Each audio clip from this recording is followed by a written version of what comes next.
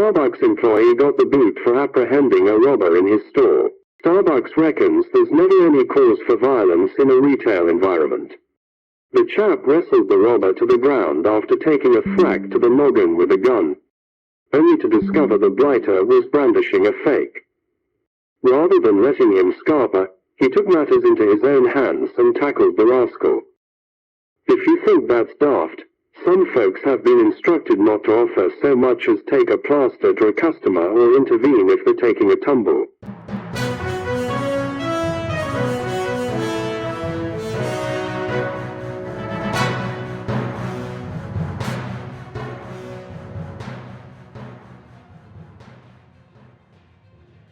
Agent Schwarzenegger, I'll be back, is coming to State Farm ahead of the Super Bowl.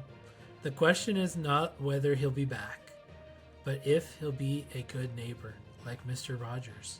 It's a beautiful day in this neighborhood, a beautiful day for a neighbor. Would you be mine?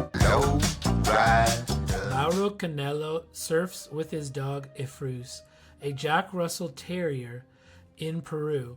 Apparently, it's the new thing to do in the South American coast. There are several surfers that can be found riding the waves with their canine companions. It's crazy because we struggle with getting dogs on a paddleboard without waves. Toro! Bullfighting to resume in the Mexican capital. Many are still against the practice, and its future is undecided. They are apparently worried more about human rights than the bull's rights. Maybe we should take them over to the running of the bull in Pamplona, Spain.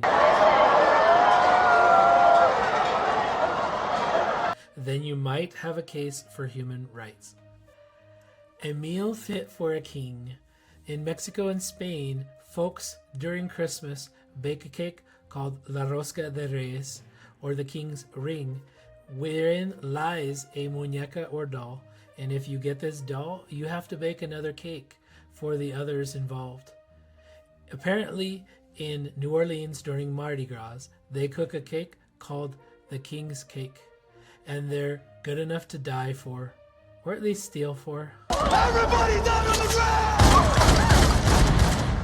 They already hold the border, the ports, and various towns hostage.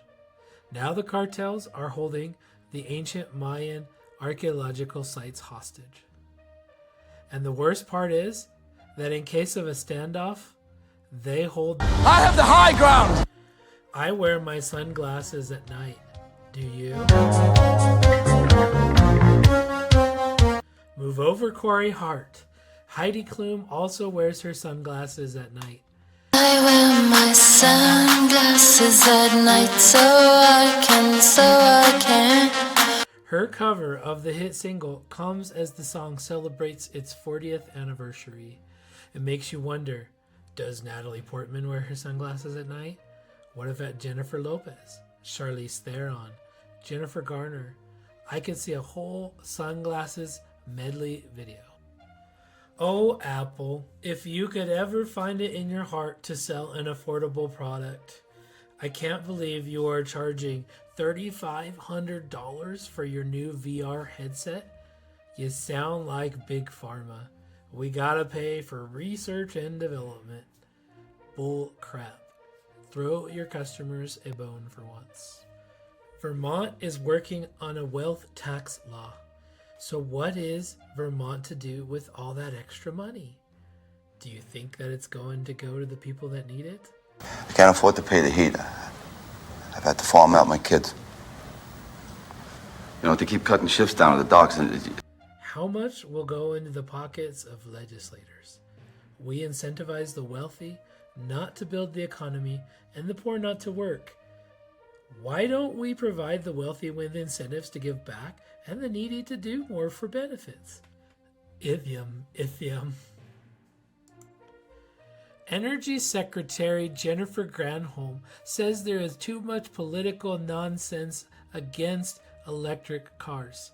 I say there is too much political nonsense in favor of electric cars and other sources of renewable energy. What does it take to mine lithium? How many windmills do you need to replace fossil fuels? Have you been to Mordor? One does not simply walk into Mordor. Its black gates are guarded by more than just orcs. I have. It's located on the state line between Nevada and California. It looks cool and all, but what's going to happen to all of them solar panels when they are spent? What is going to happen with all of the windmill parts when they're used up? Is clean energy as we know it really clean? We definitely need to make changes, but is a complete overhaul always the solution?